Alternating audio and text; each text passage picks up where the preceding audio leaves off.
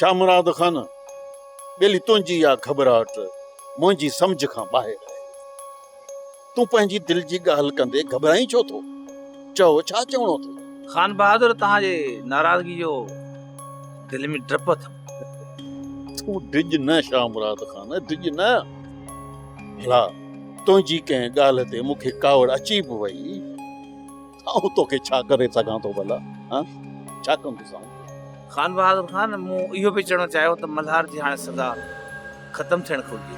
शामुराद खान, तोखे इहा ॻाल्हि चङी तरह मालूम हुअणु घुरिजे त भले ज़मीन ऊंधी थी पवे, तॾहिं बि आऊं पंहिंजे कयल फ़ैसिले खे बदिलाए नथो सघां।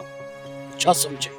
ऐं न ई वरी आऊं कंहिं ॿिए खे पंहिंजो कयल फ़ैसिलो बदिलाइण जी इजाज़त ॾींदुसि। पुट जी वापसीअ जो ख़्याल तूं पंहिंजी दिलि मां कढी छॾ। एॾा कठोर न थियो खान बहादुर साईं।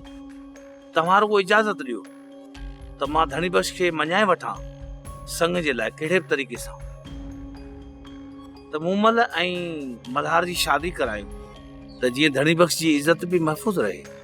अॻे ई हुन इज़त जो नुक़सान इलाही थियो आहे, उन जो अज़ालो मुमकिन आहे।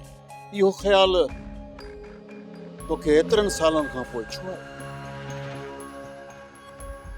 उन वक़्तु छो जॾहिं छोरे ऐं छोरी जी शादी पे थी त ॿिन्ही धुरियुनि टप पे ॾिना, मल्हार ऐं धणी बख्श थी माण्हुनि जे अॻियां पकड़िया विया। शाहिद बि मौजूद आहिनि।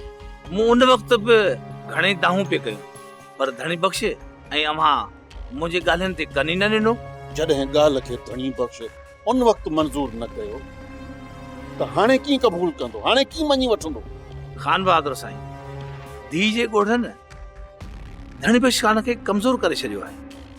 तव्हां बसि एतिराज़ न कयो, बाक़ी धणी बख्श खे मां मञाए वठंदुसि।